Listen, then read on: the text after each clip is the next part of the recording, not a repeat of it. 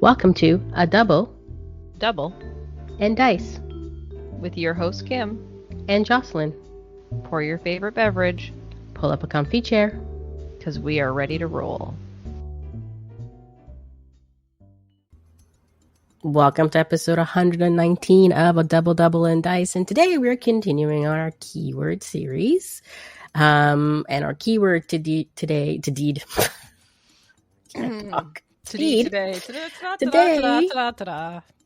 is suit up. Suit up.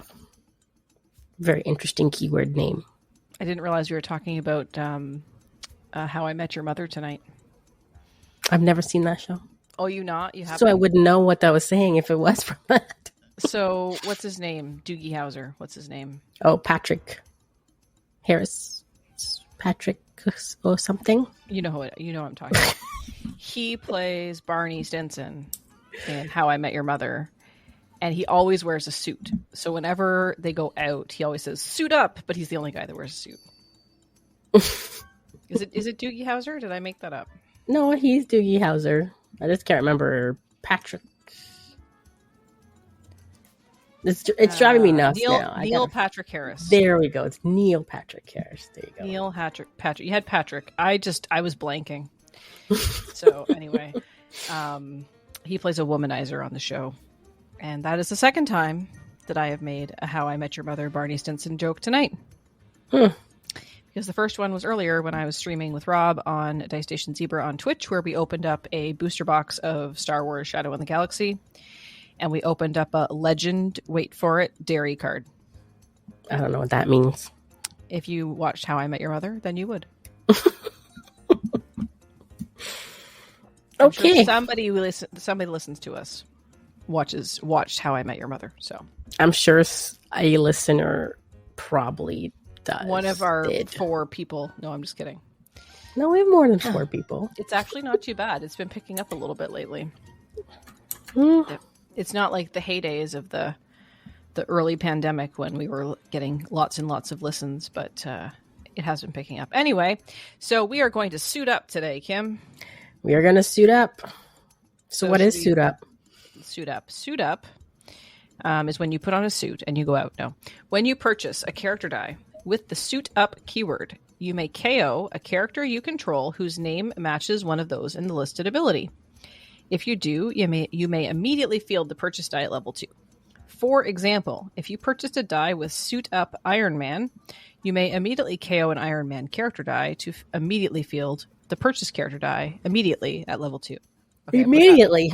I put that last immediately in, but there's a lot of immediately is in there. Yeah, there is. It means now, like when you do it. No other time. When you purchase the character die with suit up, if you KO a matching listed character, then you can immediately field. And it is a fielding, right? So because I think there was a rules question on this in the rules form. Yeah. Mm-hmm. About does it consider it fielded? Yes, it does. Yeah, that was basically the question. Yeah, basically. Basically. So this keyword was introduced in the Iron Man War Machine team pack. No. Starter box? No, it was a team pack.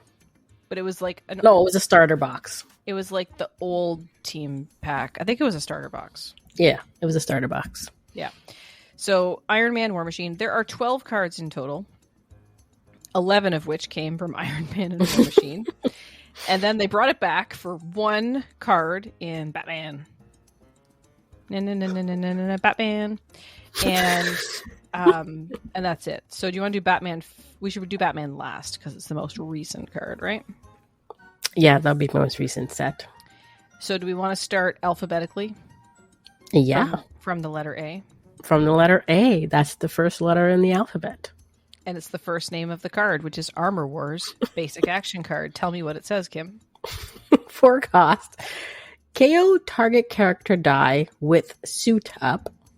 Each player loses 1 life. So this is a basic action card that you either put on your team when you are not playing suit up and you don't have anything else to put on there that is useful to your opponent, or I don't know, you're playing in set. Like, why else would you play this?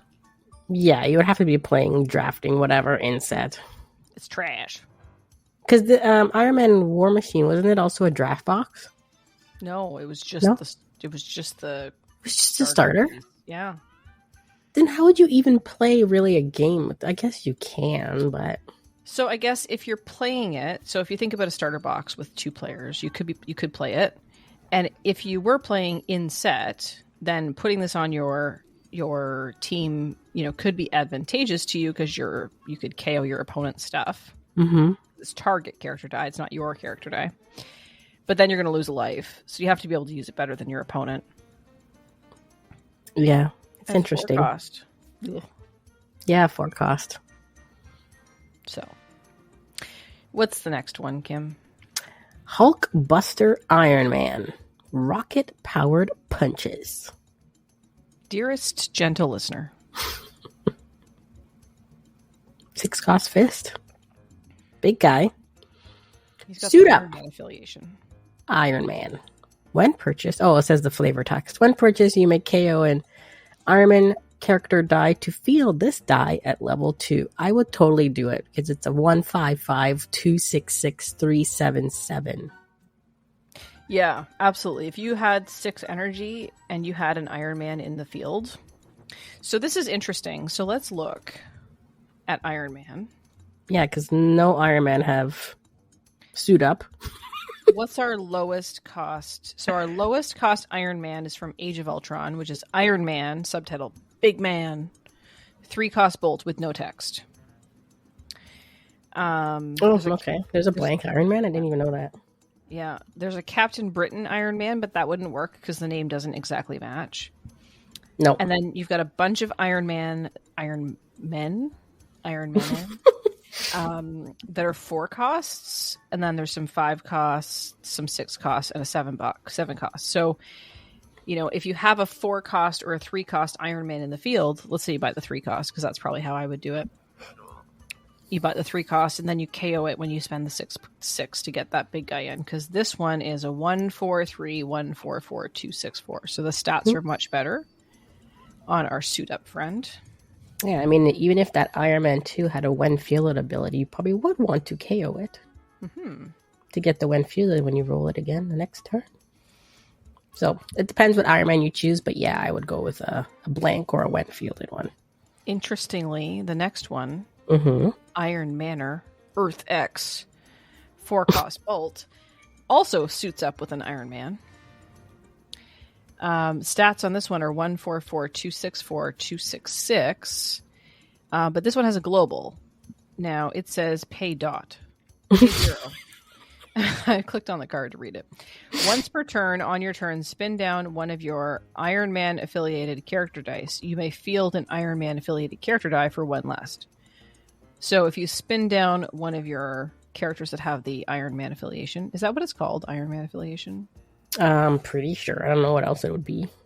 Yeah. So anyway, so you spin it down. So if it's like level 3, you do level 2, and then you can field that character die for less. So, it's not horrible. No. I mean, again, if you have a 4 cost, could be a 3 cost. So, not bad. Yeah. And for fielding, you mean. It's a fielding die. Yeah. So there's not that many dice that have a 4 cost fielding. No. Oh, you may field it. Oh, sorry. I thought it was like paying less. I misheard that. You may field it. Field for 1 less. Yeah, so. And it doesn't say minimum 0. So does that mean? I think it's always It's always assumed to be 1, assumed, right? It's always minimum 1. Yeah. There's never been I don't think there's ever been a minimum 0. Fair. Ever. Next. Another Iron Manor. Also 4 cost. Pretty much all of these are Iron Man affiliated. Suit up. Iron Man. Iron Manor gains +1A and +1D for each other different active Iron Man affiliated character. Hermetically sealed. I had to think about that one. Yeah. So we already went through the Iron Man. The next one is also an Iron Manor. This one is the Celestial Slayer. These are all commons, by the way, because this was a team pack or campaign, not a campaign box, starter box, whatever. There's no rarities. Rarity goes out the window. 5-cost bolt, Iron Man affiliated, suit up. Guess what, Kim? What are we suiting up for? Iron Man? You got it. Iron Manor gains +1A, +1D for each other different active Iron Man character. That's the same as the hermetically sealed. Is that like a typo? I'm just looking. No, it's not. But this one has the global pay 0 once per turn. On your turn, spin down one of your Iron Man character dice. You may field an Iron Man character die for 1 less. So the only difference is the global for 1 more? That doesn't seem... That seems weird. I'm looking at the actual cards. Iron Manor, hermetically sealed, gains +1A and +1D for each other different active Iron Man affiliated character. Yep, and this one says the exact same thing. Except it has a global on it. Wow, this set is bad. I've never noticed that. Well, see? Look at us. Isn't it good that we are identifying these errors in cards from 2017? From a long time ago. Was it from 2017? Yes, February 2017. That's the release date. Would you like to take us to our next Iron character? Yes, our next Iron character is not an Iron Manor. It's an Iron Spider. Nice. Waldo's. It's an interesting name. 3-cost Fist has the Iron Man affiliated and the Spider-Man affiliated on it. Suit up Iron Spider or Spider-Man. Stats are decent. 141, 142, 253. So yeah, not bad for a 3-cost. So let's look at Iron Spider. How many other Iron Spiders are there? So there are 1, 2, 3, 4, 5, 6. So there's the Iron Spider in set, of which one is suit up and the other 2 are not. And then there's Iron Spidey, so that won't do me any good. It has to be the Iron Spider from Iron Man War Machine. So the other 2 are version 2.0. When fielded, target a Iron Man or Spider-Man affiliation die that you control gets +1 defense until end of turn. And on the burst phase, instead, when fielded, each of your character dice get +1D. That's on the level 3. And then the other one is too cool for words. When fielded, deal 2 damage to target character die for each different active Iron Man or Spider-Man character die you control. So that could be kind of good. You field that, and then you KO it with the Waldos, right? And then next turn, you roll it and field again and deal 2 damage. Yep. Right? So, but that's the only ones you could do it with, and I think the other one is kind of trash. Yeah. I mean, you might have some good Spider-Man ones, too, so... There's a lot of Spider-Man cards, though. Oh, yeah. I didn't look up Spider-Man, so let's do that. So before we move on, I'm going to correct ourselves. We are. Okay. It is not Iron Man affiliated. What is it? Stark Industries. Oh, Stark Industries. How did you find that? I was trying to figure that out. Oh, I downloaded the rules for Iron Man and War Machine starter set. I feel like we used to be able to hover over the affiliation and it told us what it is. I thought so too, but it doesn't. But it's not working on rollandthunder.xyz/team. But did it ever work?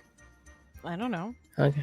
And the Spider-Man one is not Spider-Man. It's Spider Friends. I was going to say Spider Family, but close enough. Yeah, close.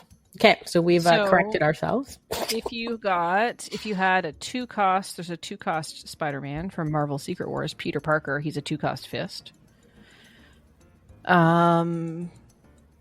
There's 3-cost Spider-Mans, there's 4-cost Spider-Mans, 5-cost, and a 6-cost. So there are Spider-Men that you could affiliate. That you could purchase and KO in order to do this thing. I guess you might want something that has not just a when fielded effect, Kim, but also a when KO'd effect. That's true. Yep. Because they would be getting KO'd, so Spider-Man Public Menace from Amazing Spider-Man is a 5-cost bolt. When KO'd, gain a life. On a burst phase, which is level 1, instead gain 2 life if you have another spider, what we say, spider friends? Yes. Character fielded.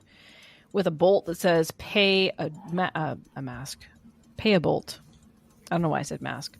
Pay a bolt. Target character die gains the spider friends affiliation this turn. So you could have him on level 1. You could pay the bolt to make something else spider friend, and then you could KO it so that you gain 2 life. Because that's not convoluted at all. You just can't gain past 20. This is not feeling like a particularly meta thing, Kim. Well, it could be very annoying. Let's move on to our friend Rescue. Rescue. Rescue, Resilient, 3-cost bolt, Stark Industries. I listened. Now, Suit Up here is for Pepper Potts or Rescue. And stats are 031, 133, 143. At the end of your roll and reroll step, your opponent loses 1 life for each rescue die that rolled an energy phase. Rescue doesn't need to be active for this ability to trigger. So why? Why would you suit her up?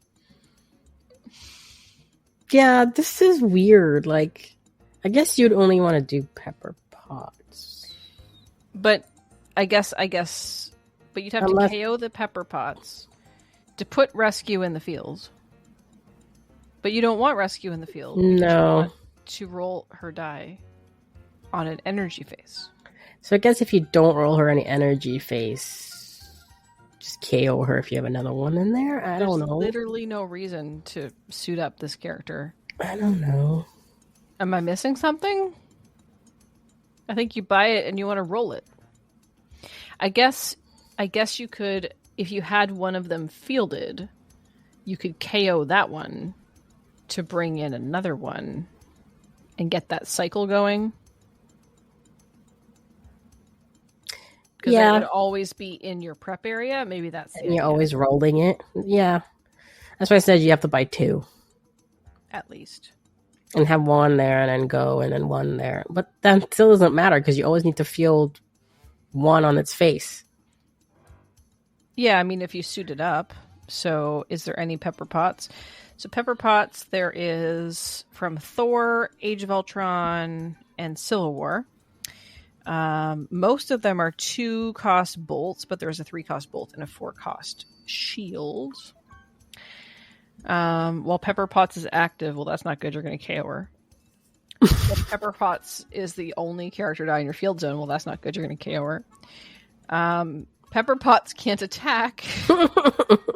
While she's active, all of your blocking character dice get +2 defense until end of turn. Iron Man gets +3 defense instead. Ooh. Pepper Potts can't attack. When fielded, spin down up to 2 target enemy characters by 1 level. If your Iron Man is active, deal them 1 damage. Okay, so that could be one that you might want to pair with this rescue. Because when you field her, you spin stuff down, and then you KO her with rescue because you suited up, and then the next turn you roll her again and field her again, and that one is a 0110130022, so it doesn't cost you anything to field her. Basically that feels like the only Pepper Potts you might want to rescue. Which sounds weird because Rescue is her superhero name. Yeah. It is her, right? Pepper Potts is Rescue. Yeah, it's Pepper Potts in the Iron Man suit, hence Suit Up. So it says here your opponent loses 1 life for each rescue die that rolled an energy phase. So double energy counts as 2 or 1? I think it would count as 2. Oh no, it says energy face, not. It says 1, right?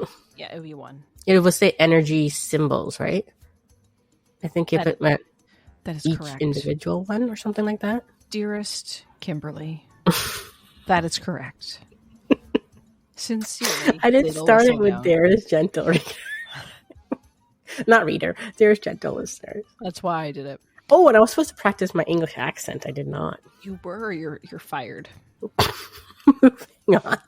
We can't fire As you. we You're go the one off track here. You're the one that does all of the work. I just show up and talk. What's the next rescue, Kim? I need to get something that like I put over my thing, so when I talk normally, it comes out as English accent. Like a filter. Mm-hmm. Find some AI. In my voice. Rescue. Catching a jet.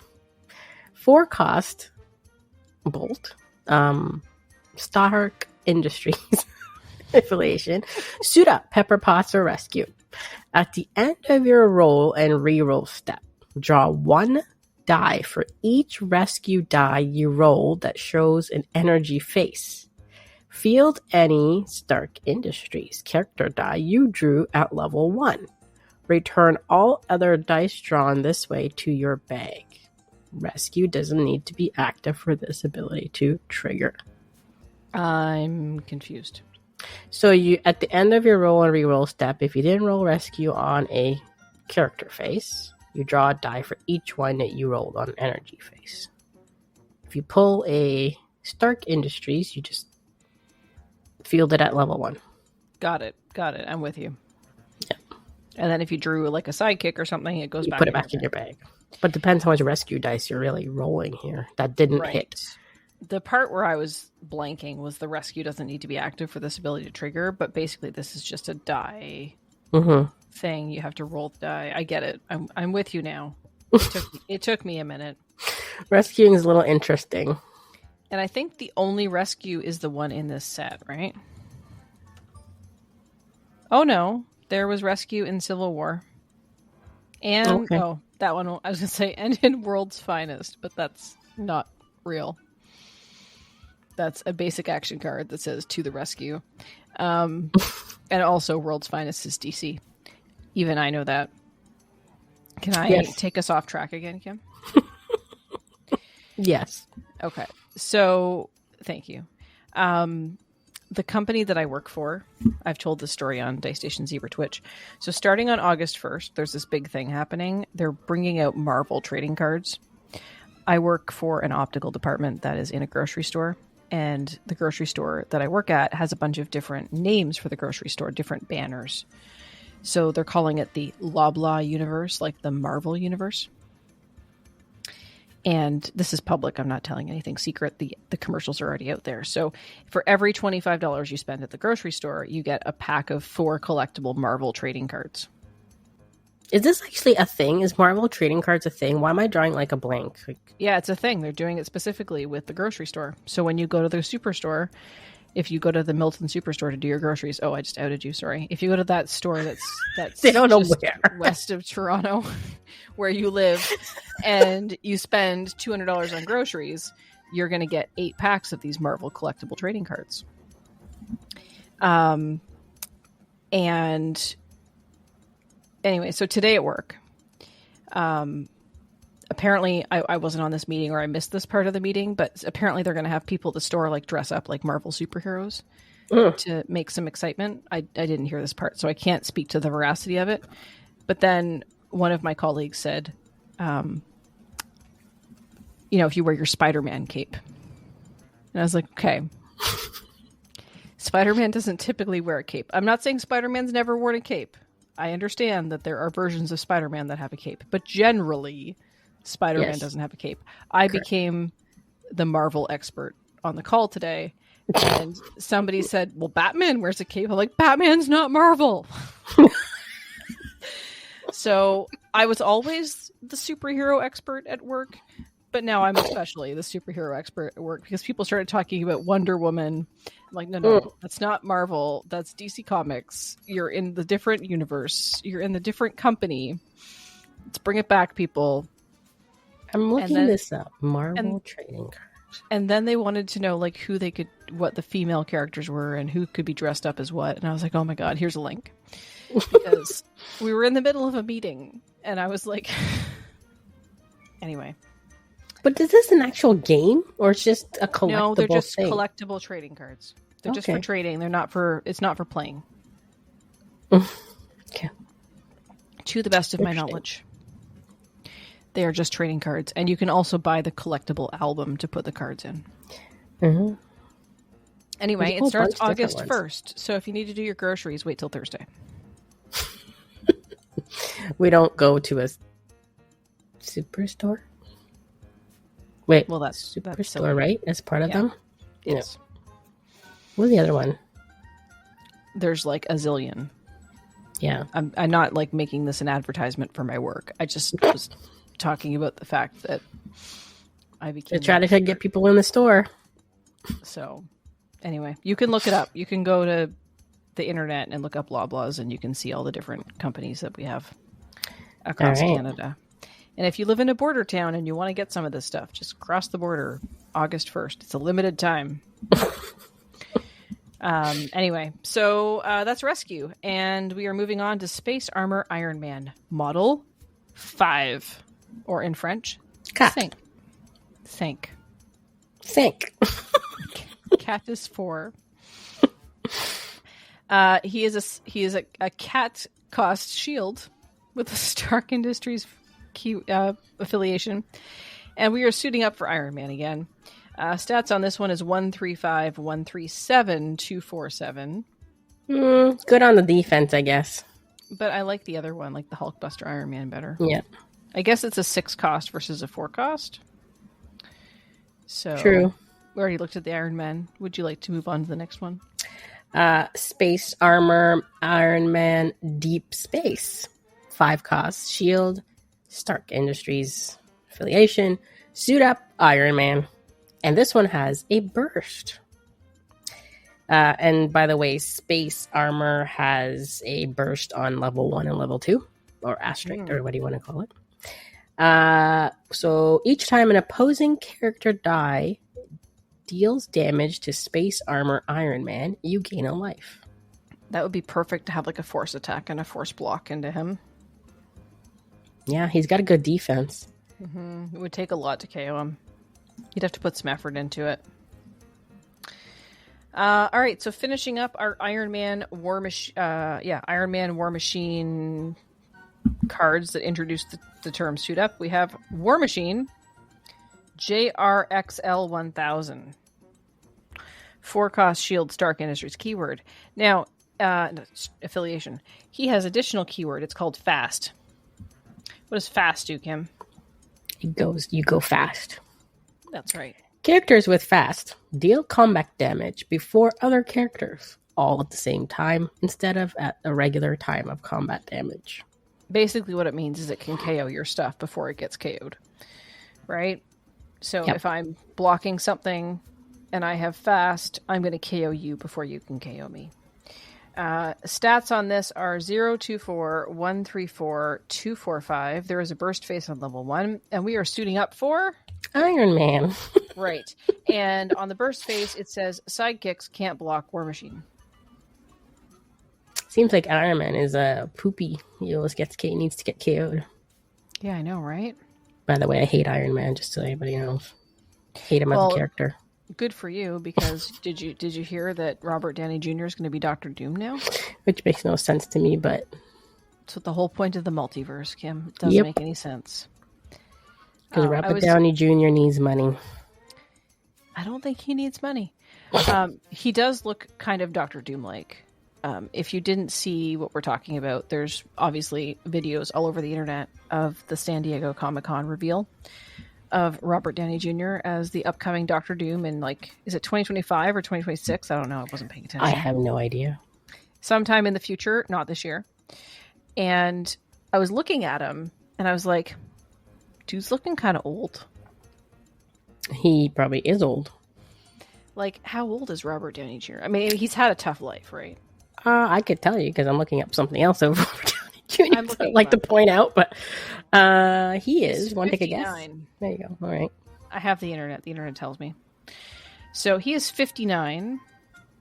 But yeah, there was something in that video where he like took the mask off, and he had like a very theatrical reveal of himself, and then they like zoomed in on his face, and I was like, ooh, he's looking old on the face. But he's 59. So, that's oldish. And he's had like a difficult life, right? Like, wasn't he Wasn't he like an alcoholic and a drug addict? It wasn't just the Iron Man thing?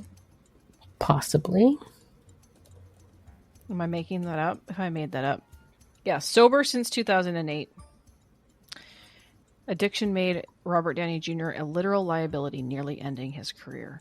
That's right, because the Iron Man movie brought him back into the centerfold. Like up until that point, he was kind of what do you call it? Written off. Mm-hmm. People wouldn't touch him. Like Hollywood, yeah. Yeah, multiple arrests and prison time for drug possession and DUIs. So the guy's lived a hard life. So he's, it's legitimate that he looks sort of old for his age. Like, I'm not saying he doesn't look good. He's fine.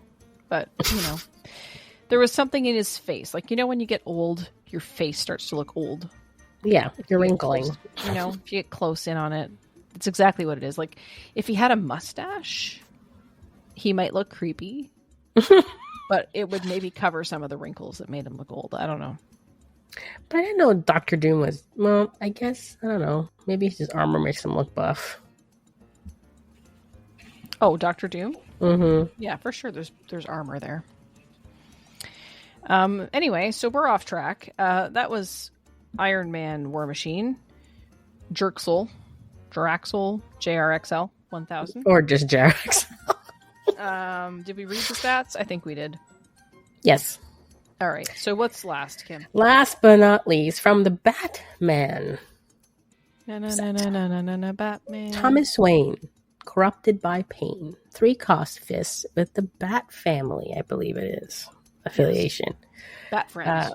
Suit up Batman. I don't know why you would ever want to KO a Batman, but suit up Batman. That is all. So Thomas is a 1012133255. Okay, so let's look at Batman. A lot of Batman. The lowest cost Batman we have is a 4 cost. Because the 3 cost is Robin under Batman's wing. So the lowest cost is a 4 cost. There's quite a lot of 4 costs. Then there's a whole there's a lot of Batman. There's some 5 costs. There's some 6 costs. There's a 7 cost is a Black Lantern. So it doesn't say Batman trademarked. Yeah, because some of these Batman cards are trademarked and some are not. So I don't know how that would actually work. Yeah. So anyway, the lowest cost one is a 4 cost. And then what did you say Thomas Wayne was? Is he a 4 cost? He's a 3 cost. So why would you KO a 4 cost to bring in a 3 cost? I don't know. Unless, again, the Batman, I don't see much when fielded Batman that might do something huge. I'm looking at some KOs. But that's like when Batman KOs a character die. Yeah, it's mostly when he's active. So you don't really want to KO him. The only one I could think of is Always Prepared, but then again, because that's a when fielded and it could get stuck in the field. And Always Prepared was one that everybody wanted to use. Back in the day. So it's a when fielded, your opponents reroll their active villain, or it's flip or non-active villain character dice. Oh, the flip cards. Those are near and dear to my heart. So yeah, I wouldn't want to KO Batman, really. So I think in summary, what I'm going to say is that the suit up keyword needs a little bit of tweaking. Maybe that's why they didn't go offset with it too much. I mean, what they did with it in the Batman set didn't help. It's probably the worst one.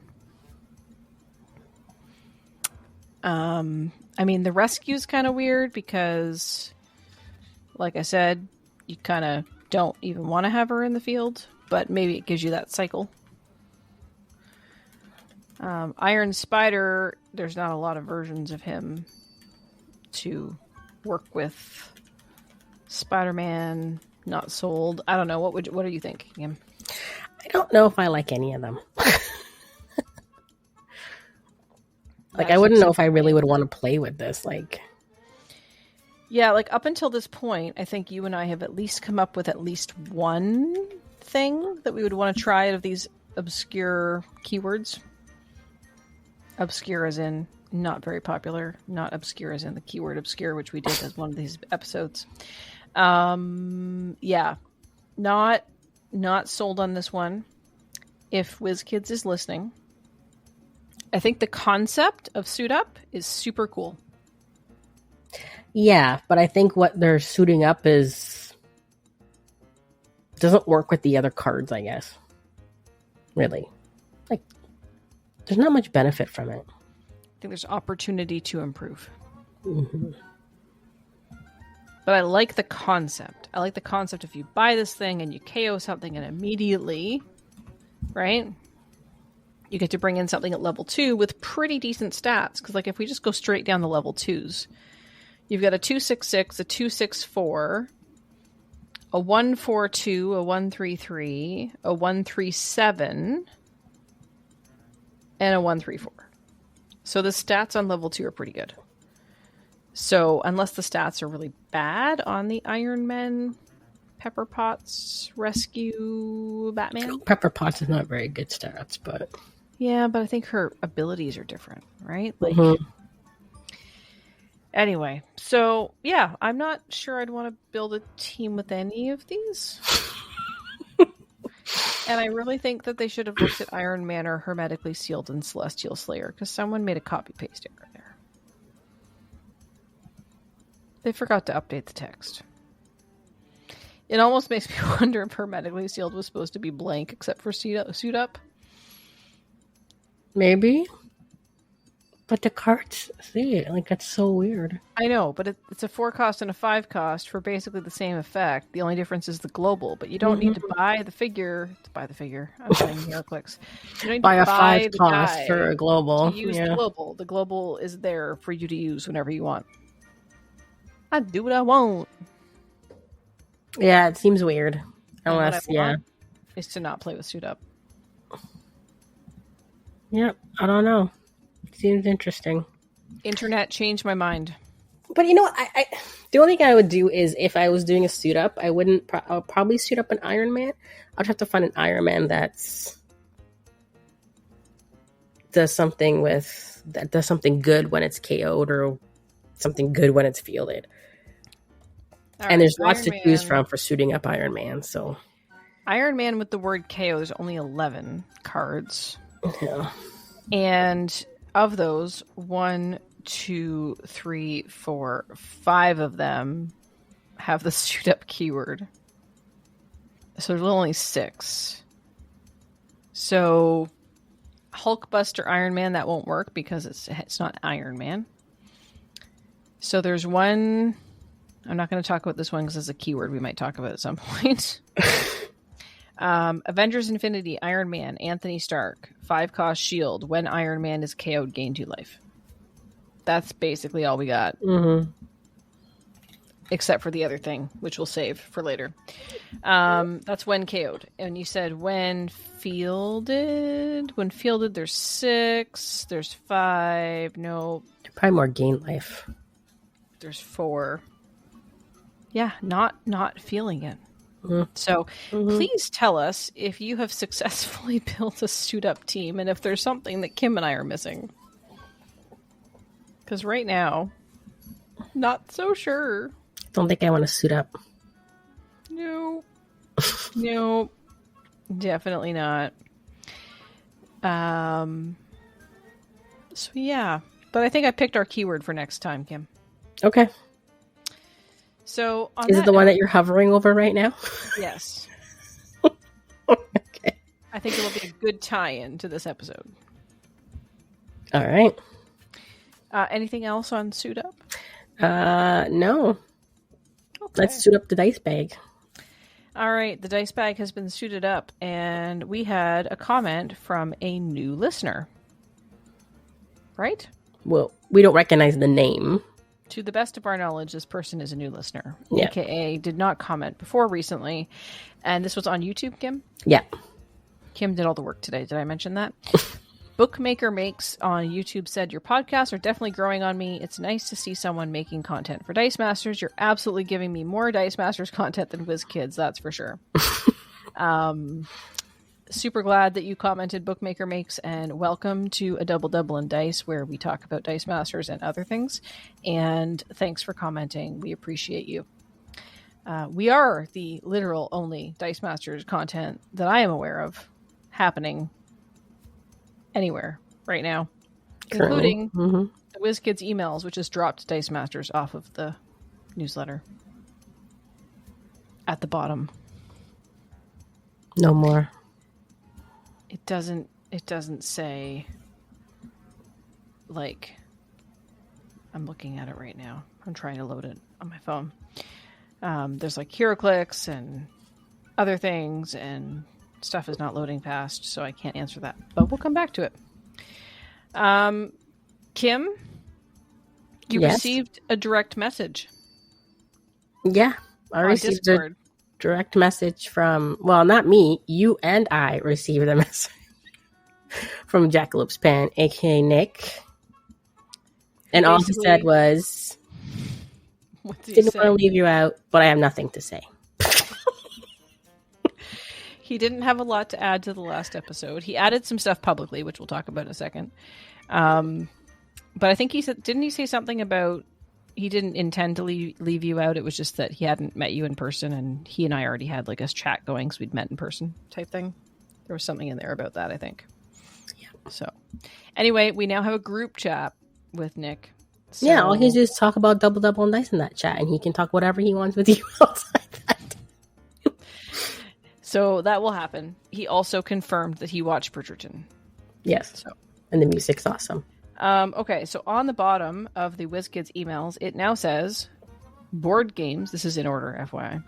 Board games, Dungeons and Dragons, Warlock tiles, HeroClix, Critical Role, Pathfinder. And it used to say Dice Masters. Terms of service, unsubscribe. So when was the last one that said Dice Masters on it? I have no idea. I'd have to go and look. 3,000 years ago. We've officially heard a rumor that says we are not going to hear anything about Dice Masters until 2025. So I did not get tickets for Gen Con's preview night with WizKids. So I am not committed to going on Friday night to see what they have to say. But I might drop by the booth and see if anybody can talk to me about it. We'll see. Also on Discord, in addition to Nick's private message that said nothing about nothing, we heard from a few folks on Discord about the last episode, which was about the keyword of the thing that we talked about. Cleave? Right? Cleave? Was it Cleave last time? Yes, yeah, it was Cleave. It was Cleave. So, Collector Rob said the two relatively easy ways to get Triple H in that are also in set, which is Page Manager and Kevin Owen Show basic action cards. So, do you have those up, Kim? Page Manager is a 5 cost. Each player may add one of their unpurchased dice to their bag. Double asterisk, double burst. Your opponent's die is sent to their used pile instead. And then Kevin Owens, right? Yep, the Kevin Owens Show. The Kevin Owens Show, it's also, yes, the basic action. 3 cost. Swap a die in your used pile for one of your unpurchased die that cost up to 2 more. And then Triple H was a 7 cost? So you would have to be a 5. So you need to have a 5 cost in your used pile and then purchase and roll a Kevin Owens Show. So I guess technically it's relatively easy. Mm-hmm. Page Manager might be the easiest, but it's 5 cost. Yeah. So Jackalope Spam piped up and said the banner for Half Orc Barbarian is the Harpers, hence the subtitle Lesser Harper. If the subtitle is for a D&D card is Lesser, Greater, Paragon, etc., it is either referencing the affiliation or, in the case of the monster, it is the monster type in Dungeons & Dragons. Nick also said that Triple H could be good since Overcrush is going to make the opponent want to block it, and then Any KOs just add more damage for clearing the field with cleave, but it's just outclassed by other cards in set, like the Rock or She Who Will Not Be Named with a global. You didn't want to put it because you know what happens. Yeah, it does She a not thing, nick meaning. Becky Lynch. It has like something in the bot you've built, right? It does a thing. Yeah. If you say her name, she just says just for the global. So the Rock, which he very kindly put a picture of, so we didn't have to look it up. Attitude Era Icon, 7-cost mask, Overcrush. When the Rock damages your opponent, deal the same amount of damage to all opposing superstar dice. That is way better than Cleave. Yeah. And then Collector Rob said the red-headed one is far better than Triple H all around. They don't really want to say it. No, they don't, because the bot's going to come back at them. I just want to go into the chat now and start into the bot or into the Discord and start typing Becky. Does it have to be Becky Lynch or just Becky? I think it's just Becky. Let's test it. Just put Becky. This is a live test. I'm going on to dmNorth. I'm opening my Discord. Double and dice. And I'm just going to type in Becky. You got to type Becky. There you go. Just for the global. There it is. That's all you need is Becky. Just say Becky. There are also similar but better abilities on much cheaper card. For example, Wally West Speed Force Aura, where you can assign his damage to a non-blocking die instead of one actually blocking him. Also, Frag is far better for a very similar effect and also very underrated. Maybe you'll get to that one in this future episode. I think we talked about Frag a long time ago. But we might have a very long time ago that you tried to get working. Was it Frag? I tried to make Frag work. Yeah.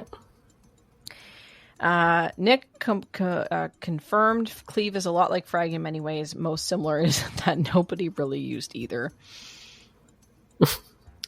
And Collector Rob said he'd used Frag a couple of times recently, and he actually thinks it's a really useful ability. I think it is a useful ability. It's just not good. It just takes too much. Now I want to know when we did the Frag episode, because I know we did. The only thing is, like, did we name it Frag, or did we name it something different? Or was it part of something else? I don't think we did it per se. It could have been something else. I don't know how you're going to find that. Well, I'm going to the website, dm-north.com, and I'm typing in Frag in the search. If I can spell, which I can't. You can't? Nope. Look at all these live things we're doing today. Okay, so this says episode 4 came up with Frag. Okay, let me see. Episode 4 was 2020 rotation, more feedback, and a couple of other things was the title of the episode. But also for the word Frag, we get DM North plays Cascadia. What have you played? That stings. Experimenting with tag out. We have another chat about Frag, so we talked about Frag before. Anyway. So yeah, we'll have to bring back the Frag talk. Oh, we did episode tournament updates, feedback, and keywords. We must have mentioned it in there. Yeah, I know I tried to make it work. But anyway. We end with a team build challenge around one of the keywords, which probably was Frag. What episode was that? That was 3. Episode 3? Yes. And then we must have talked about it again in episode 4 and or put it in the tags or something. That was a long time ago. It was. 4 years ago. 4 years ago. It was a long time ago. Crazy time flies by. So yeah, and that was basically all the feedback we got. Yeah. So this week, we'd like to hear how you made Suit Up work. Because we are really curious to know. Also, let us know if you went to Gen Con, what you enjoyed there, since Dice Masters is not being played. Boo. What you're doing there, because and if you are going to Gen Con, although this episode will come out after Gen Con's over, Please feel free to send me a message if you're there. It's not really going to help because it'll be over. But I did mention I was going to Gen Con in the last episode, so maybe I'll hear from some people. But yeah, Rob and I will be at Gen Con. Looking forward to it. Leaving very soon after this episode was recorded.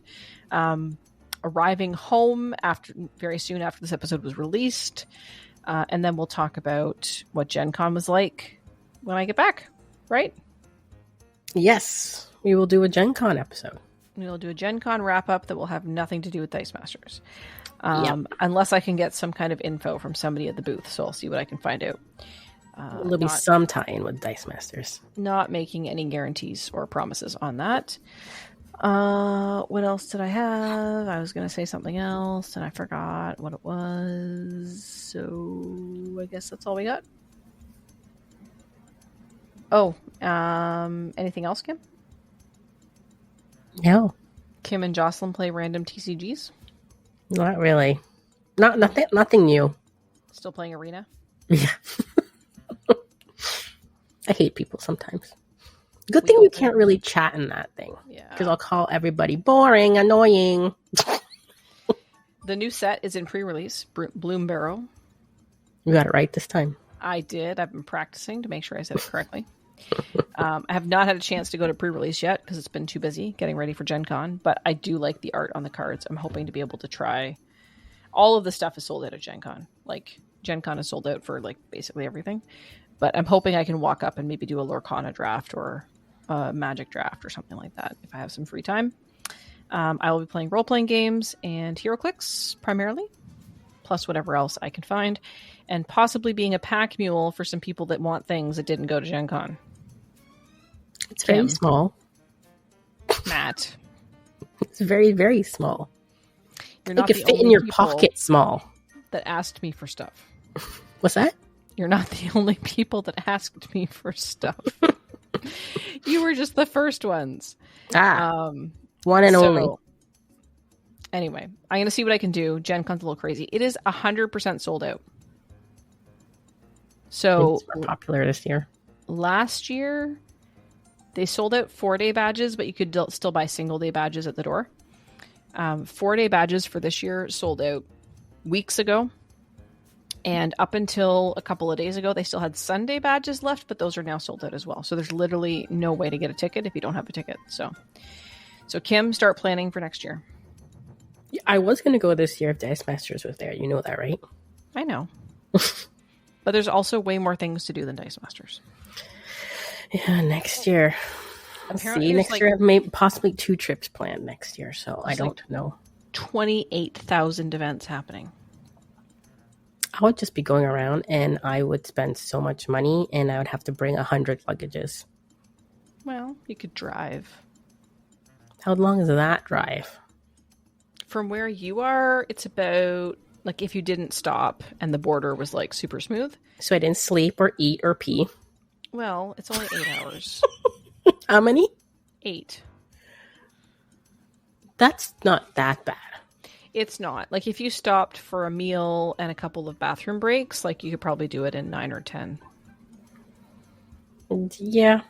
Like, last year when Rob and I had to drive last minute because our flight was canceled, I want to say it took us 12 hours to get there because we hadn't planned to drive, so we weren't prepared. We had to make stops for, because if you know what you're doing, then you could, like, pre-pack sandwiches and then you can, not necessarily have to stop for snacks and stuff, like that, right?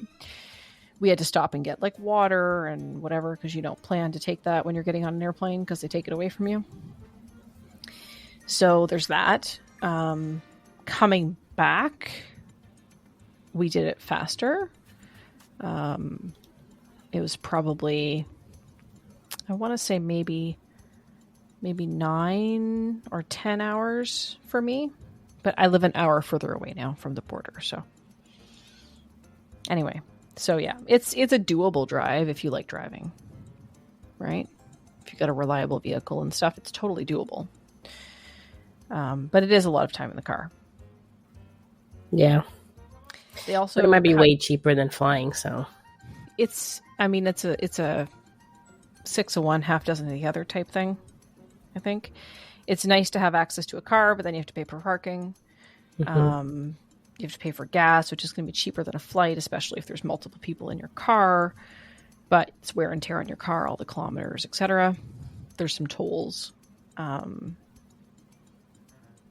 there's the fact that you're driving, so it's not like you can, if you're on an airplane, you can stand up and stretch your legs. You can't do that. No, you just put it on, cruise control and stretch your legs. You'd have to get out of the car. You'd have to pull over. But with that said, the direct flight availability from Toronto has reduced a lot. I know we're really privileged in Toronto. We can get access to direct flights for a lot of places. When we went 2 years ago, our direct flight there was 2 direct flights, one in the afternoon, one in the evening. Last year we had the afternoon flight booked and then it got canceled and changed to a connecting flight, which is why we ended up driving, because the connecting flight was the following day. And now the only direct flight is in the evening. So it's just one late in the evening. So not a lot of options from Toronto. But I also know a lot of places don't have direct flights anywhere, and you always have to connect somewhere. So I wonder if it'd be cheaper if you drove to Buffalo and then took a flight. Sometimes that is definitely cheaper. It just depends. I mean, for me, Buffalo is so far. If I'm going that far, I might as well just keep driving. Yeah, true. Right? So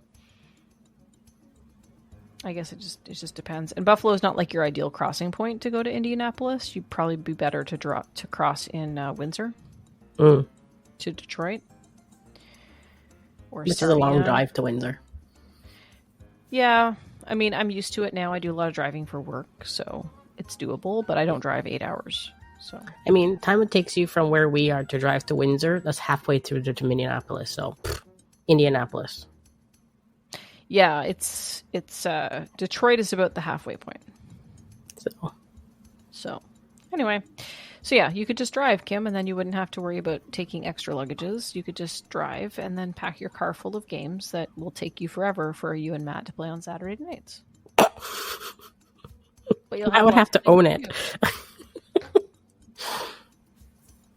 Yeah. So anyway, there's options, but Gen Con's a good time. I have never been to it when it's been fully sold out, so it'll be interesting to see how many people that is, because they never announce how many tickets are available until after it's over. But I'm looking forward to it. I'm looking forward to seeing friends and people that I've met in the past, and anyone else who might be there that says, "Hey, you're Jocelyn from A Double Double and Dice or Dice Station Zebra." Yep, that's me. Come say hi. So should have a booth. I know. No booth. You'll find me in the WizKids area playing HeroClix. You'll find me on the Lucas Oil Stadium floor playing Dungeon Crawl Classics. And you'll find me wandering the game hall looking for things Kim and Matt asked for. We gave you a map. We told you where they were. You did all of the work. Part of it was because it's very pocket-sized people. I'm asking for It's £5 board game. I'm not complaining about that, Kim. It's the lines, right? That's the part that I might not be able to get stuff because of the lines, but I will try. I've promised I will try. I'm guessing more people would be probably playing whatever games they have, right? Demoing. Well, sometimes you have to play the game in order to get the promo. Well, which I've asked you to play before. I have asked you to play that game. I think you and Rob would like it. So if you have an opportunity, you should. Which game is that? Radlands. Oh, okay. You told me what it is. I put it in my notes. I have it on my Apple Notes app that says, get this for Kim, get this for Matt, get this for this person, get that for that person. But I made note of the booth numbers, which I appreciate you looking up for me.